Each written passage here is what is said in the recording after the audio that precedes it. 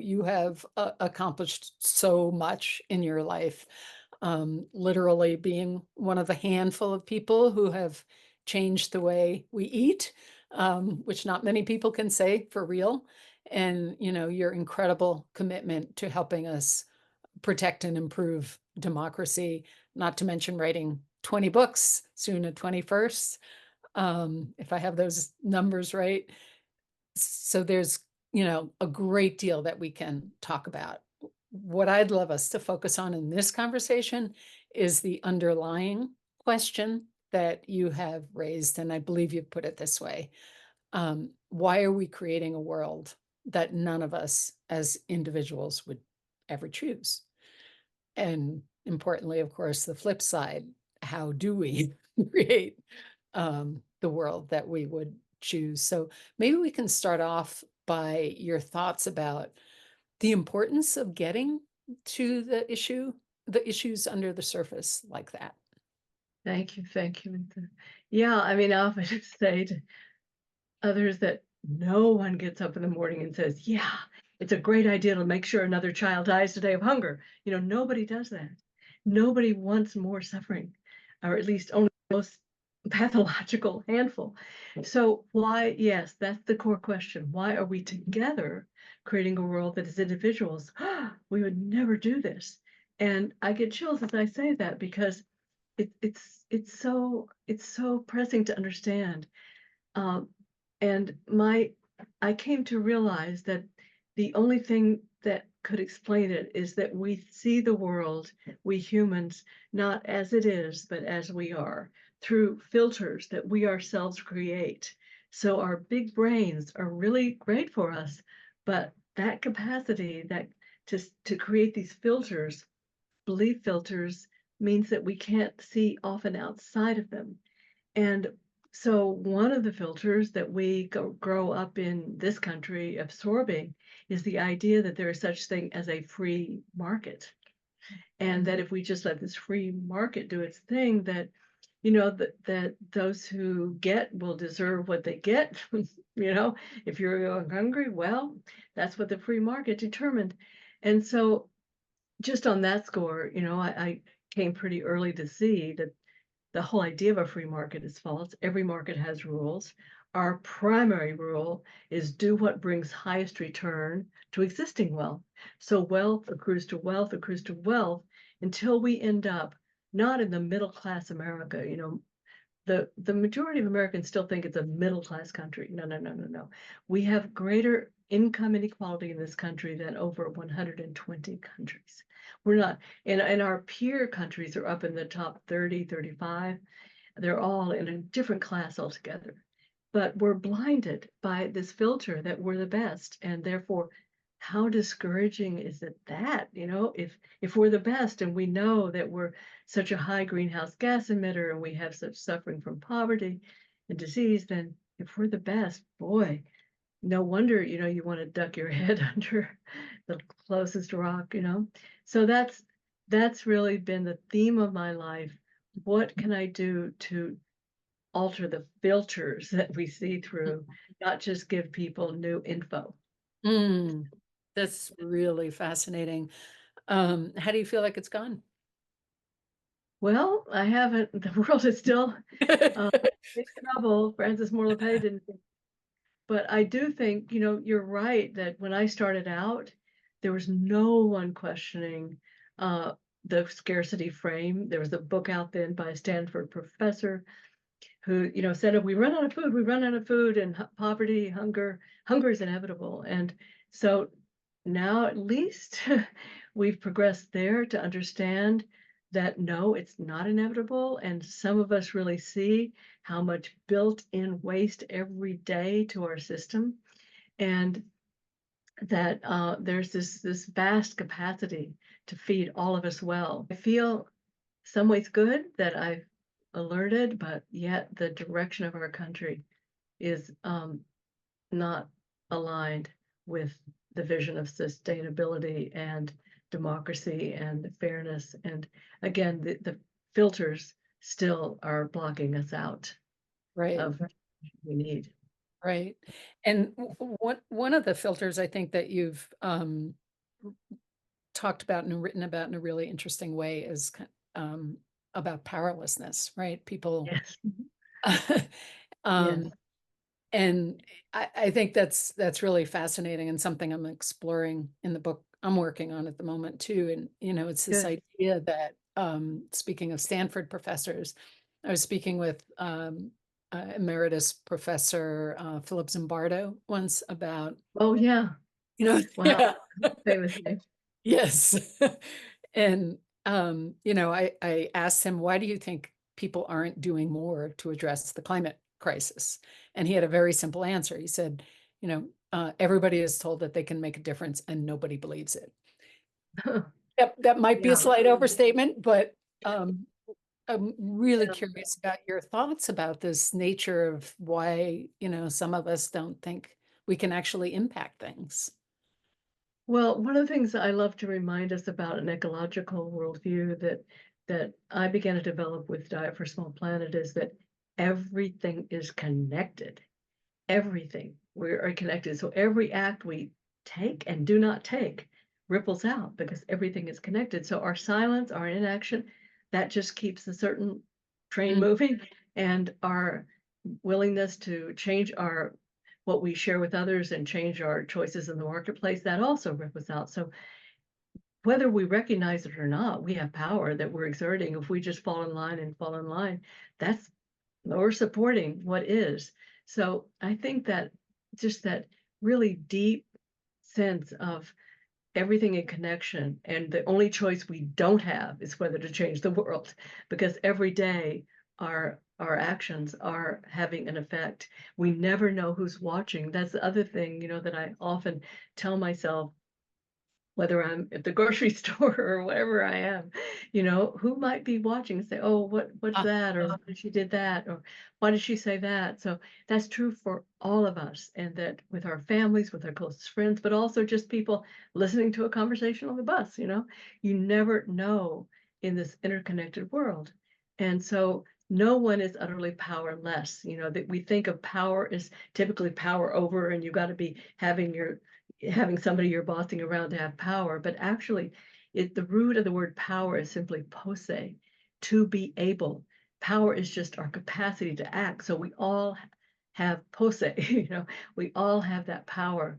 And again, we will never know. We have to trust that, maybe the most smallest act that we've taken, or one of the smaller, has had the most impact because it changed their life because they watched us.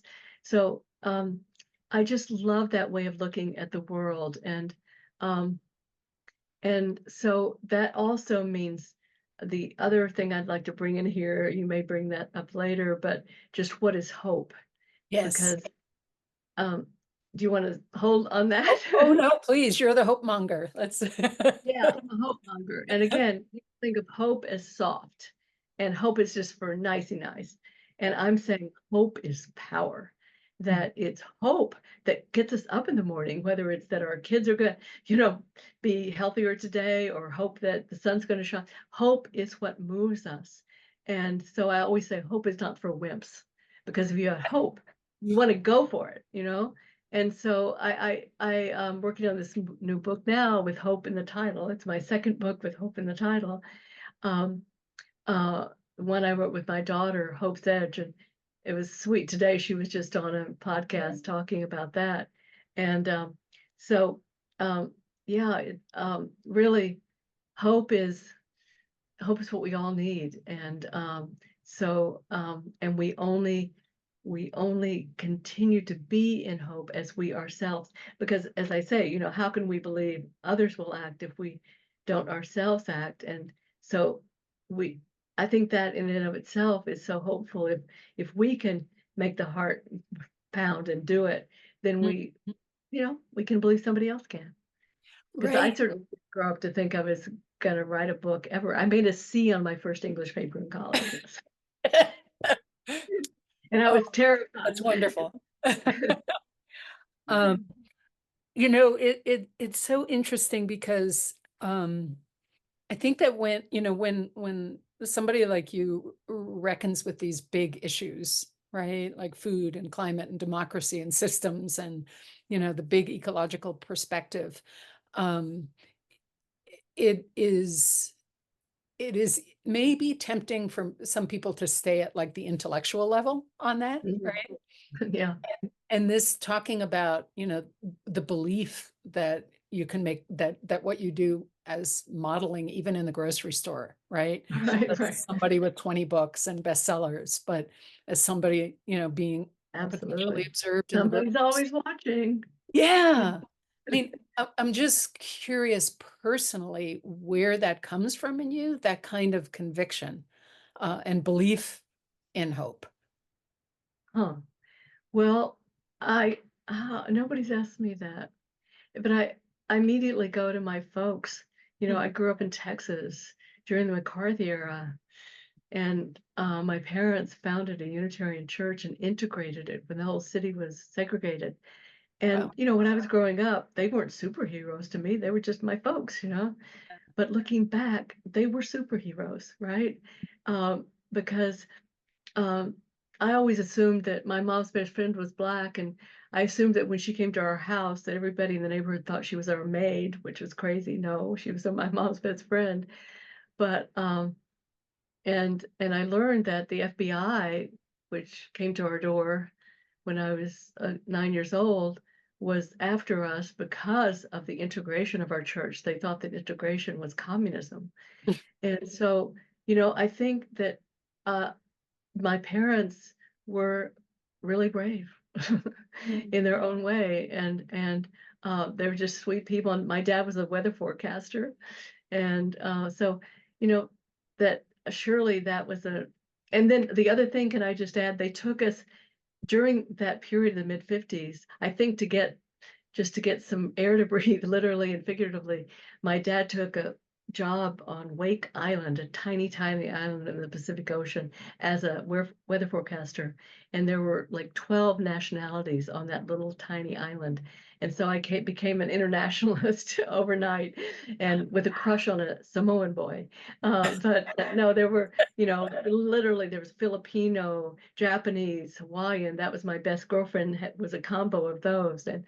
And so clearly that helped make me be a net internationalist, right, at the age of 9. Wow, that's an amazing story. So if I'm sure you talk to people that can't tap that kind of personal background, right? Having parents who were superheroes, having an international experience, having that personal modeling, which is so deep, right? When we grew up with that. What would you say to people who are deeply worried about the state of the world now and really want to believe that they can make a difference, really want to feel the hope that maybe even Uh-huh. know that doing something actually benefits, our own well-being, right? Even if Right, right, solving right. everything. Yeah, it's who we are. And I would say my first thought is find a friend. Find one friend who you hope is gutsier than you are, but at least a friend who you think is maybe as gutsy as you. And just because we all need buddies. I mean, some of us, yeah, some of you watching this are really gutsy people and you can do it on your own, but most of us need a buddy. And if you find one person and you can say, okay, let's go to that meeting, let's sign up for that, let's read this book together and figure out what we're going to do. Let's do something that we've never done before, and we can do it together, and we'll have that more courage. I'm curious what you think about this. One of the things that I think about a lot when I think about how we all relate to the state of the world at the moment is that there's almost a continuum of, not unrelated to the fight or flight dynamic, right? Yeah. Where some people see what's going on and they're going to get in there and, really do everything they can. And then a subsection of them are at risk of burnout, right? Because they're not really taking care of themselves along the way. Yeah, yeah. And then at the other end, you have people who are like, this is too much, check out, disengage, right? Uh-huh. And there's some healthy place in the middle. Yeah, yeah, Curious what yeah. what you think about that, and How do you take care of yourself? Well, I do think that this find a buddy, I'll repeat that because that buddy can help you, stay focused on that which will nourish you. But in my life, I've just been so fortunate that to find allies that so I never felt like I was overwhelmed.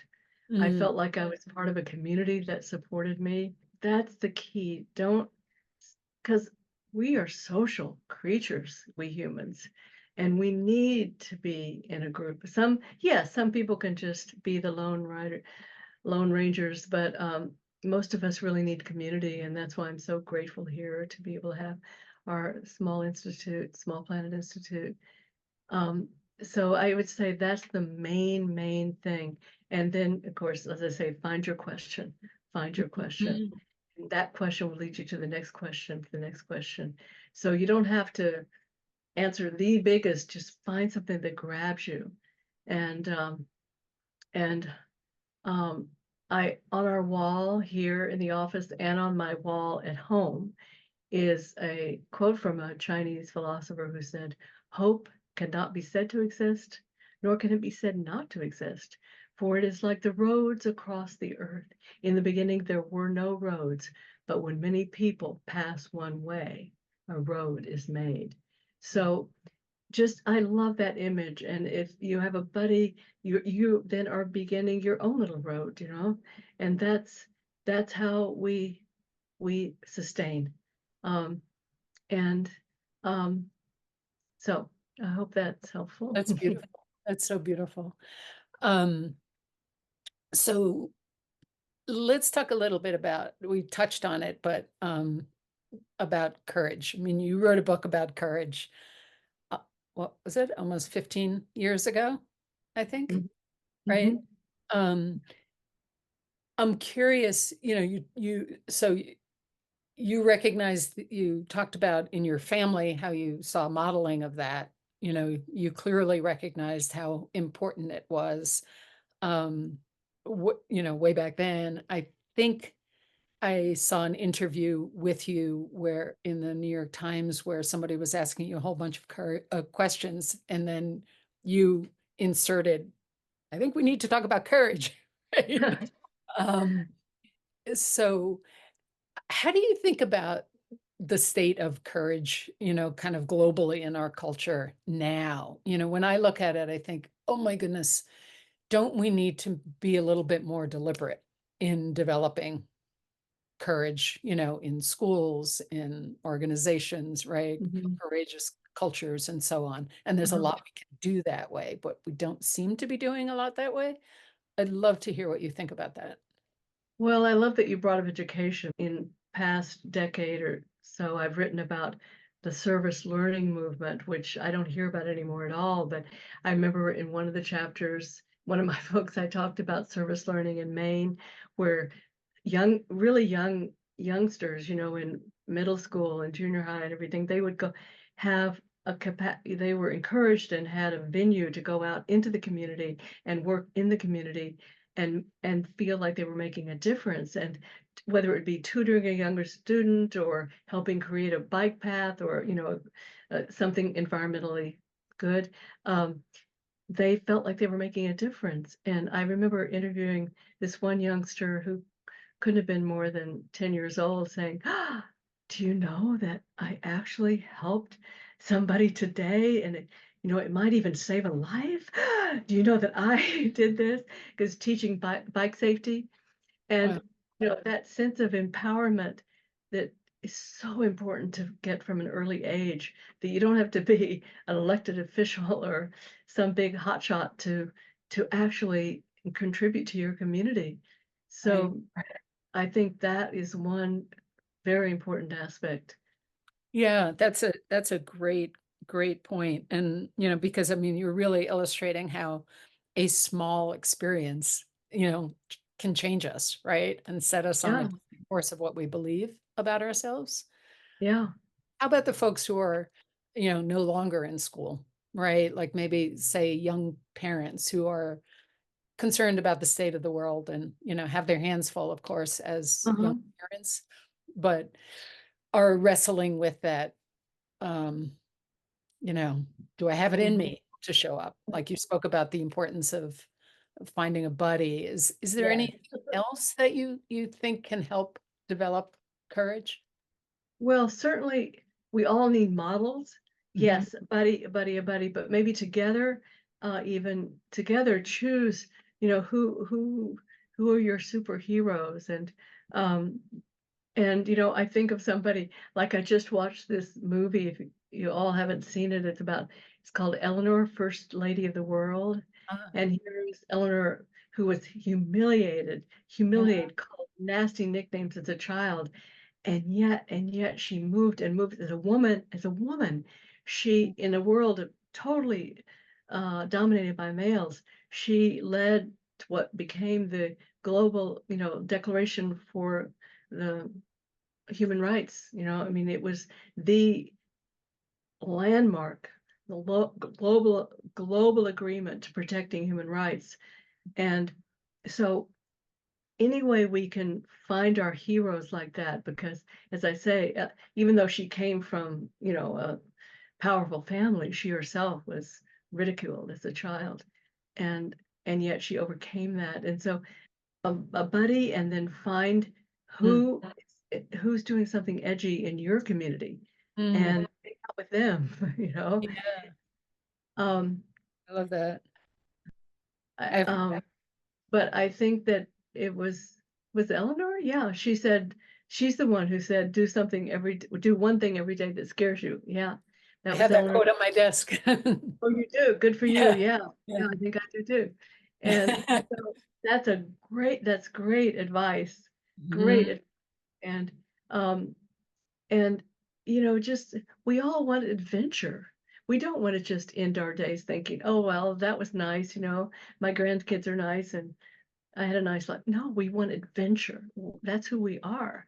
And what is more adventurous than trying to actually address the life-threatening developments in our Uh, very, very challenged planet? So it's not a you should, it's a we can. And Right. that is, I think, the energy that we want to convey to all. Mm, And again, we're all influencers and we never know who's watching. I love that. Yeah, as I um am working on this book, I've been really thinking about it in terms of, the hero's journey, right? Yes, yeah. Right. And I know we can say lots of things about that and, the hero versus the heroine and but the basic thing of, that's what life is about, right? Is choosing an adventure, choosing a quest, and then dealing with the obstacles that come up and seeing what lessons are to be learned Yeah, from it. yeah, It's absolutely. basically what the Absolutely. journey is. Yeah. And Um, also just I want to underscore how rewarding it is. It's not saying, "Oh, I am going to agree with her and sacrifice and make sacrifices." oh, That's not what I'm saying at all. I feel like, when I just take my diet alone, people say, "Oh, you have to give up." And to me, it was the opposite. It was just discovering this whole world of plant. That's where all the taste differences and color and textures and all of that is in the plant world. yeah. And I mean, I think what you're saying kind of as a principle is that um, it's really more fun to just engage than it Yes, is to sit back and go, oh my yes, gosh, what, yeah. yeah, uh, Uh, totally. you said something else really beautiful that I love that I wanted to bring up about the idea of purpose and possibility. Hmm. And I saw was you said we humans are so in need of purpose and meaning that we Hmm. don't have to have certainty in the outcome, Yeah, but we yeah, do yeah, have a sense of possibility. Could you yeah, speak yeah. a little bit more about that? Yes, I totally glad you brought that up. Is that yeah, we just don't require certainty, or if we did, we could hardly get up in the morning. But it's just so I call myself. I'm not an optimist. I call myself a possibilist, and that's all that's required. And so that also is based on a trilogy of mine, which is that what human beings need beyond the physical, we need a sense of agency, that is power, and we need meaning in our lives, and we need to feel connection with others. Power, meaning, and connection. And people will give up their lives to achieve that. You know, you Mhm, see hunger strikes where people are they're meeting their needs for mhm. power, meaning, and connection, even as if they deprive themselves in order to make a point. So I just want to underscore this power, meaning, and connection is and if it's not met positively, then it's met negatively through, you know, Hitler met people's need, a lot of people, not Jews, but he met a lot of people's need for power, meaning, connection negatively. Right. So we in the living democracy world, I like to think of it, we are meeting those needs in the positive power, meaning, connection, a sense of agency, a sense of, you know, that we have purpose and we're connected with others. We're not alone ever. So I wanted to ask about, perspective, right? We spoke a little bit before about, what having worked on these issues for 50 years, having turned 80 this year, as you mentioned, Mhm. has given you a perspective that is beneficial, right? Very. About the nature of change. Can you share that? Well, I think, you know, that we have such an ageist, sorry, folks, but we do have an ageist society where elders are considered sort of out, you know, beyond. Whereas I have experienced the aging process of just getting richer and richer and richer because you can build on all these experiences and then you can see, you know, the next generation coming up and see what they're doing and just be awestruck. So I feel like we've got to let go of this fear of age. I don't know. I don't think in the past, I think previous cultures have honored, you know, age as a period of greater wisdom, but in our culture, it's you're over the hill, you know. So um, I think that letting go of that fear of being an old person is really important, and trying to really say, okay, embrace the experiences and realize that as long as you have energy, as long as you know you have a direction, then no matter what your age, I know people in their 90s who are doing amazing work. So you know, that I think just let go of that fear is really important. You are working on your 21st book. Do I have that number right? It's your 21st? Yeah, I think so. I haven't counted. Uh, Um, and you said it is one of the more complicated, ambitious books, and perhaps yes, most important books that you've. yes. I would love to hear more about that. Well, the title of it is called Hidden Hope. And the idea is that there is hope hidden in the bad news.